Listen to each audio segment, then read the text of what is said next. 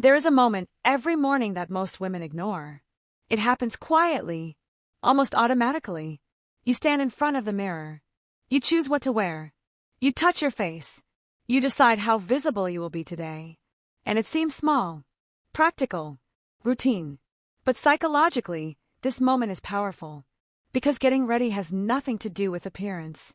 It has nothing to do with pleasing others. And it has nothing to do with vanity. It has to do with how your nervous system perceives your own existence. Stay with me until the end of this video, because I'm going to reveal exactly why the simple act of getting ready every day has the power to reprogram your brain in ways you probably never imagined. And no, I'm not talking about superficial vanity. I'm talking about pure neuroscience, about brain chemistry, about how you can literally influence your nervous system to feel powerful, confident, and respected. But before we get there, you need to understand one basic thing that can start changing things today. When you get ready, even if you're not leaving the house, you're sending a direct message to your brain that says, I deserve attention. I matter. I exist. And this is the first step in reclaiming your magnetism. If you want to understand how this works in real life, and why so many women have lost this intimate connection with themselves, subscribe to the channel now and turn on notifications. This kind of content, blending psychology, neuroscience, and honest truth, doesn't show up just anywhere. And leave a comment. Do you get ready every day, or only when you're going out? I want to know your reality, without judgment.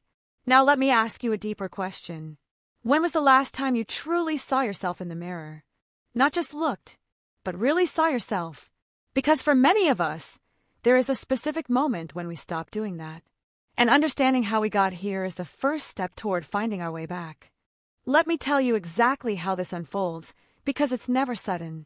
There isn't one specific day when you wake up and decide to disappear from your own life. It's always gradual. One morning you're too tired to get ready. The next morning, the children need you before you even make it to the bathroom. Then work starts early. Messages come in. Responsibilities pile up. Then you start working from home. And slowly, almost without noticing, the line between rest and productivity completely dissolves. You begin living in an in-between state. Not truly resting. Not fully present. One day turns into a week. A week turns into a month. And before you realize it, an entire year has passed where you wore clothes that didn't fit properly, hair always pulled back carelessly, skin receiving only the bare minimum needed to function. None of this seems serious on its own. That's the problem.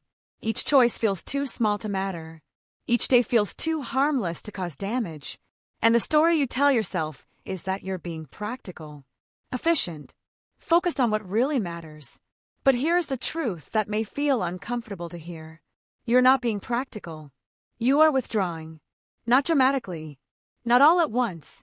But constantly, quietly, you're erasing yourself from your own life. And the most dangerous part isn't the neglect itself. It's the normalization.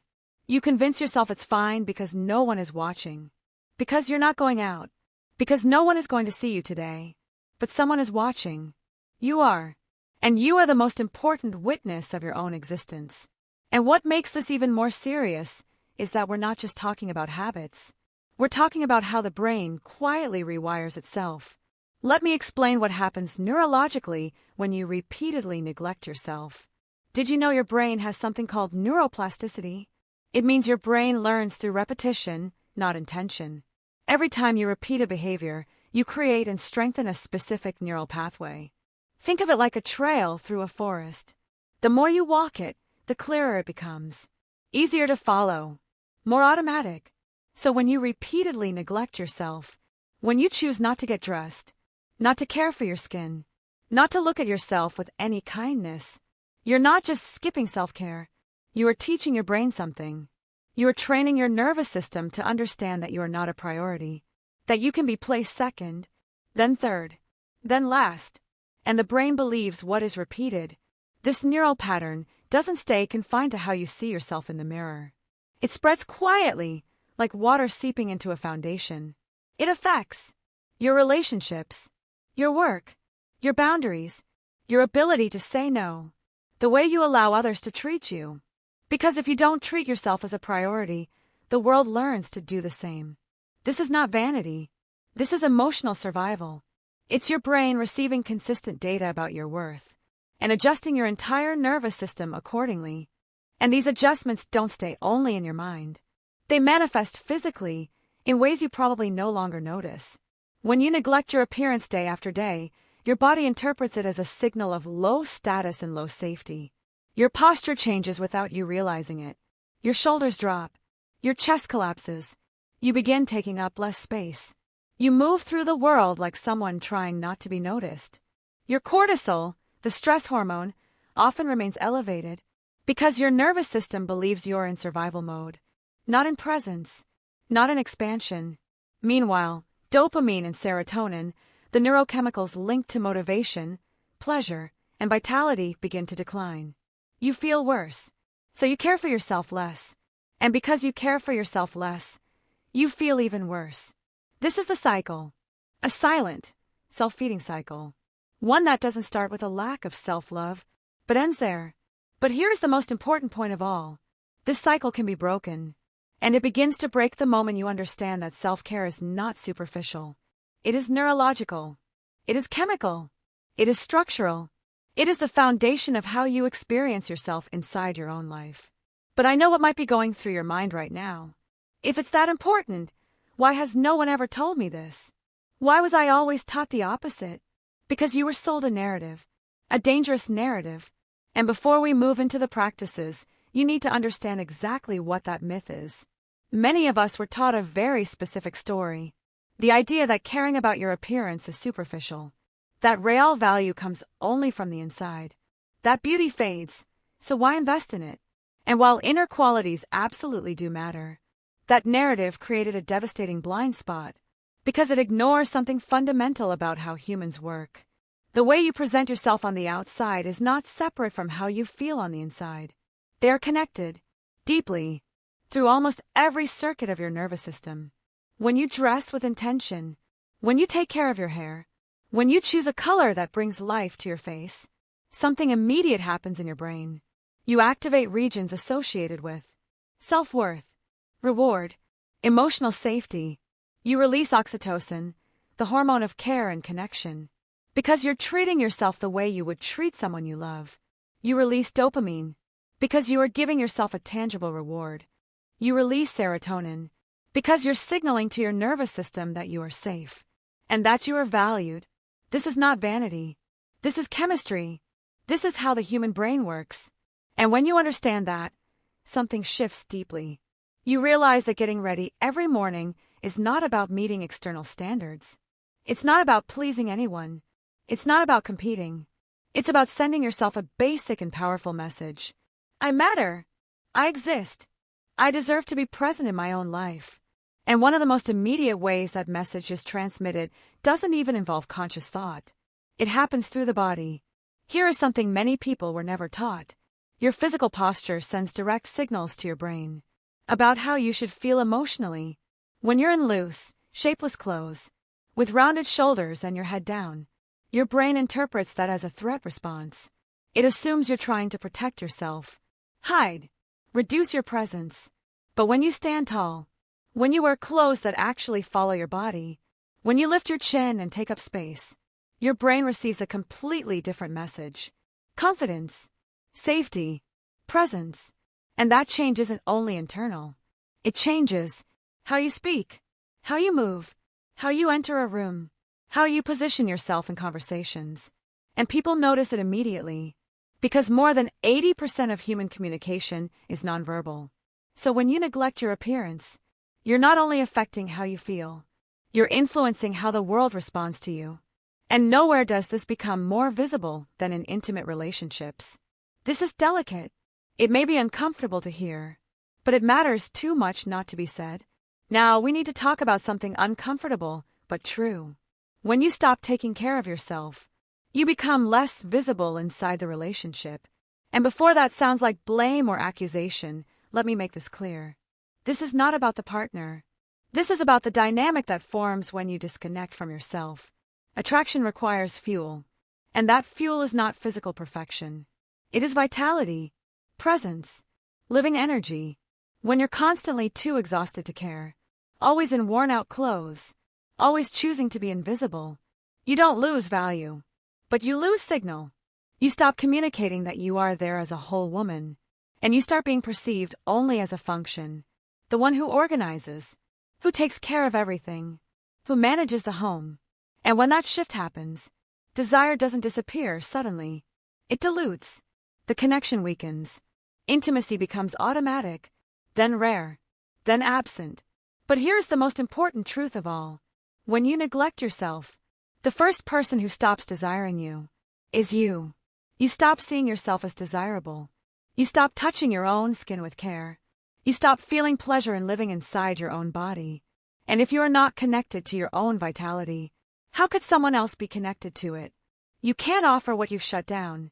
You can't radiate what you've dimmed. So now you understand the mechanism. You understand what is happening in your brain, in your body, and in your relationships. And the next question becomes inevitable. How do you reverse this? Not with dramatic transformations, not with changes that are impossible to sustain, but with neurologically strategic practices that reprogram the nervous system, one repetition at a time. These are not beauty tips. They are anchors of presence. Practice 1. Take off your pajamas when you wake up. This may sound too simple to matter, but it is one of the most important decisions you make each day. Pajamas are associated with rest, shutdown, passivity. When you stay in them all day, your brain receives a clear message. Today hasn't really started, and the brain believes that. You remain in a liminal state, not resting, not active, lethargic, unmotivated, mentally foggy. When you take off your pajamas, shower, and put on real clothes, you are marking a neurological transition. You are telling your nervous system, the day has begun. I am awake. I am engaged. This activates the sympathetic nervous system, the system responsible for action, focus, and participation in life. And no, this does not require elaborate outfits. Jeans and a simple top are enough. The criterion is not aesthetics. It is the message that you are present in your own life, not just functioning inside it. And once you are dressed, the next anchor of presence appears in what you see reflected back at you. Practice 2. Take care of your hair. Your hair is an extension of your visual identity. It shapes how you perceive yourself before any mirror does. When your hair is cared for, even in a simple way, something shifts internally. You feel more organized, more integrated, more like yourself. Not because hair defines your value, but because it signals attention. You don't need elaborate hairstyles. You don't need constant salon visits. But you do need intention. Wash it, condition it, brush it, arrange it in a way that says, I care about myself. And if you are in transition, grays appearing, texture changing, make a conscious choice. Either you embrace it fully and intentionally, or you intervene with care. But don't stay in the middle ground of neglect. Because neglect is not freedom. Neglect is silent surrender. And you did not surrender yourself. You simply forgot how to prioritize yourself. And that reconnection deepens even more when you literally touch yourself with care. Practice 3. Cleanse and moisturize your skin. You do not need 15 products.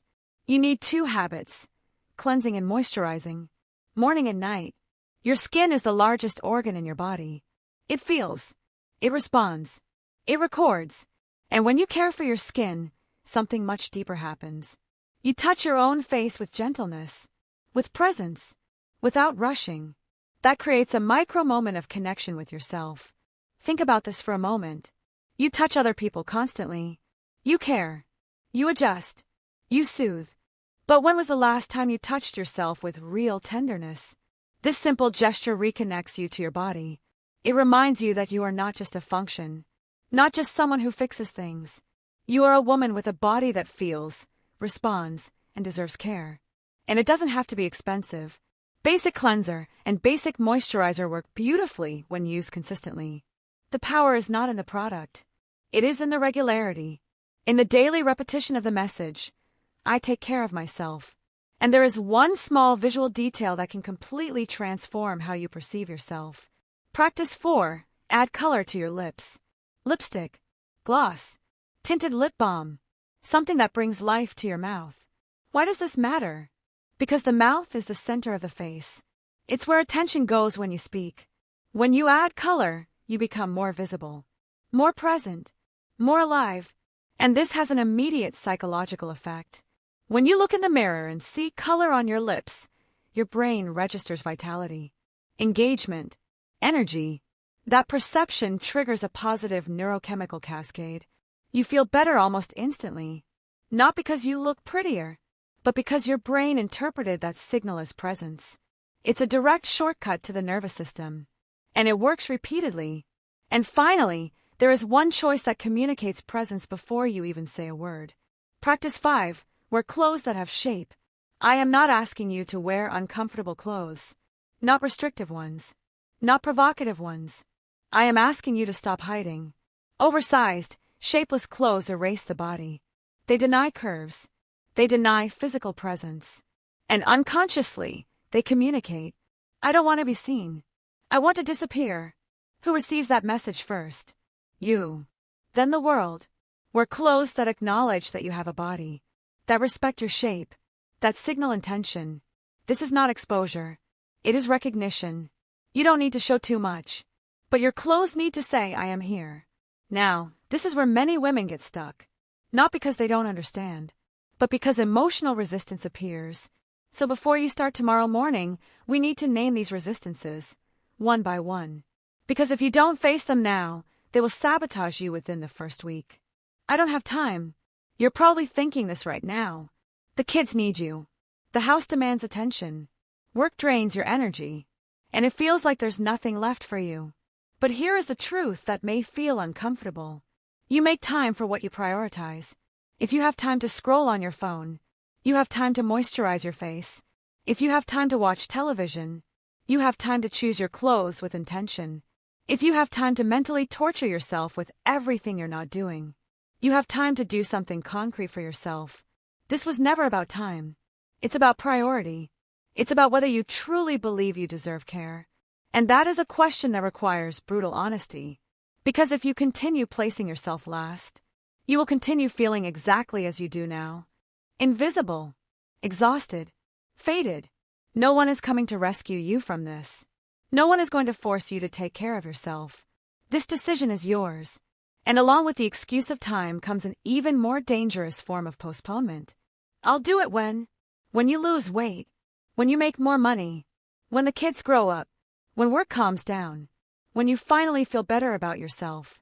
Stop. You are waiting for permission that will never come. Life is happening now. Today. In this exact moment. You don't get these years back. There is no rehearsal. So stop negotiating with yourself. Stop conditioning your worth.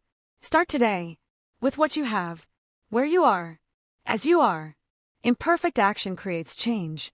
Waiting creates nothing. But even when you decide to start today, there is a silent trap that stops many women before the first attempt. The perfectionism trap. Many women don't get ready because they believe that if they can't do it perfectly, it's not worth doing. This is not high standards. It is sophisticated self-sabotage. You don't need 2 hours. You don't need expensive products. You don't need salon-level results. You need 10 minutes. 10 minutes to wash your face, moisturize, brush your hair, change your clothes, add color to your lips. That is enough. Not perfect, but enough. And enough, done every day, changes everything. Consistency beats intensity. Every time. But in the end, the deepest resistance of all has nothing to do with time, occasion, or perfection. It has to do with who you believe you are. The question of identity. What determines whether you maintain this practice is not willpower. It is identity. If you see yourself as someone who is not worth the effort, your actions will follow that belief. But if you begin to see yourself as a woman who honors herself, who maintains presence, who refuses to disappear, your actions change naturally. You get ready not because you have to, but because it's who you are. And identity changes through evidence. Every time you get ready, you create proof. Every time you choose yourself, you strengthen that identity. Until one day, it's no longer effort. It's simply you. Now we've reached the most important point of everything we've talked about so far. Because understanding is essential. But consistent action is what actually changes the brain. The 30-day practice. Here is the commitment I'm inviting you to make. For the next 30 days, you will get ready every morning. No exceptions. No internal negotiations. It doesn't matter if you're leaving the house. It doesn't matter if anyone is going to see you. It doesn't matter if the day feels small, repetitive, or invisible. You are doing this for you. Shower, hair, moisturizer, clothes with shape, color on your lips. Every day, for 30 days. And I want you to observe, without judgment, what begins to change.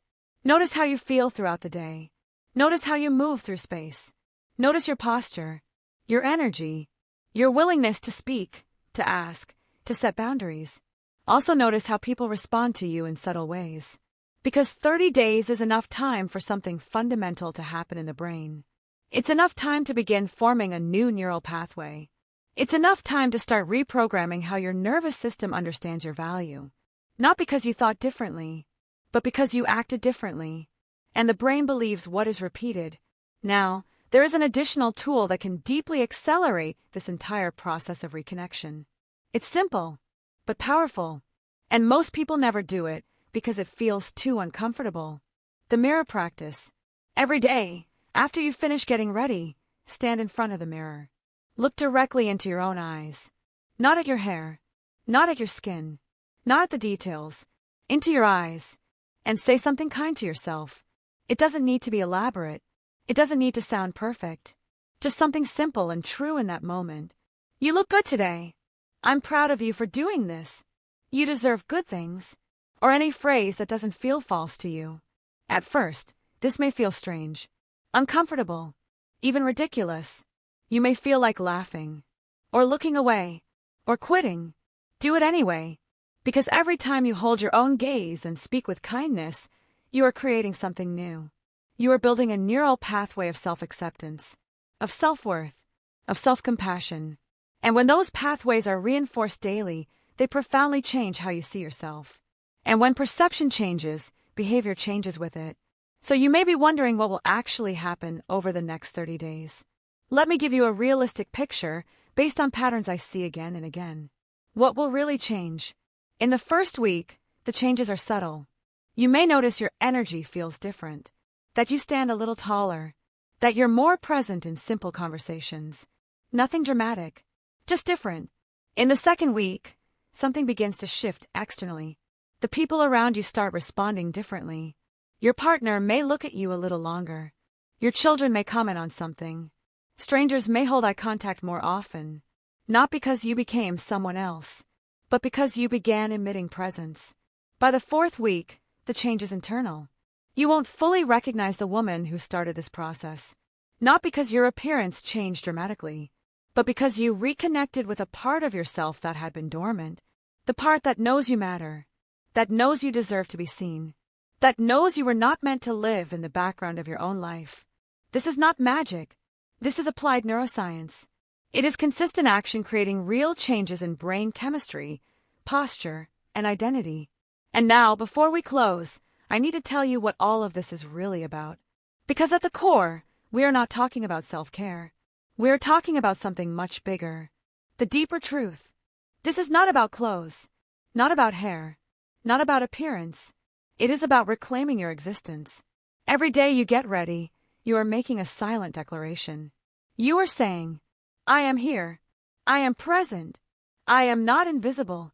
You are refusing to slowly disappear into the background of your own life. You are choosing presence over numbness, visibility over self-protection, self-respect over convenience. And that choice, made daily, accumulates. It becomes the foundation of how you show up everywhere. In your relationships, in your work, in how you take up space in the world. Because when you treat yourself like someone who matters, when you demonstrate through your actions that you deserve care, the rest of your life begins to align naturally with that truth. Not through effort, but through coherence. Before we finish, I need you to know something important. You are not alone in this experience. Millions of women are feeling exactly what you are feeling. The same shame about letting themselves go. The same confusion about when it happened. The same quiet grief for the woman they used to see in the mirror. But also the same desire to return, to be visible again, to reclaim their presence. And when you choose to get ready every day, When you commit to this practice, you are joining a quiet revolution of women who are refusing to disappear. Women who are saying through their actions, I matter, I exist, I deserve to be seen, starting by seeing themselves. What happens next? Tomorrow morning you begin. You get ready fully, intentionally, and then you do it again the next day. And the next. Not because it's easy, not because you feel like it, but because you are worth it. And 30 days from now, 60 days from now, you will look back and barely recognize the woman who started this journey, because she will have transformed from the inside out. I believe you can do this. Now you need to believe it too, and prove it to yourself through your actions, every single day. If this resonated with you, consider subscribing to this channel for more content on emotional growth and psychological clarity. And please remember, this content is educational. It does not replace therapy or medical advice. If you are struggling significantly, seek support from a qualified mental health professional. You deserve care. You deserve presence. You deserve to fully exist in your own life.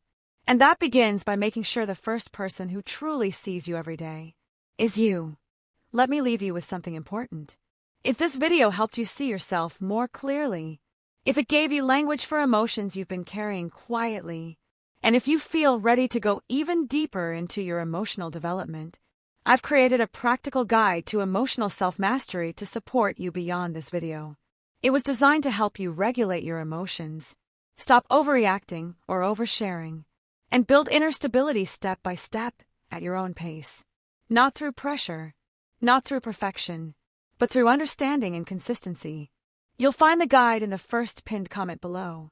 This space exists for women who want clarity, emotional steadiness, and a deeper relationship with themselves, without judgment, labels, or performance. Thank you for being here.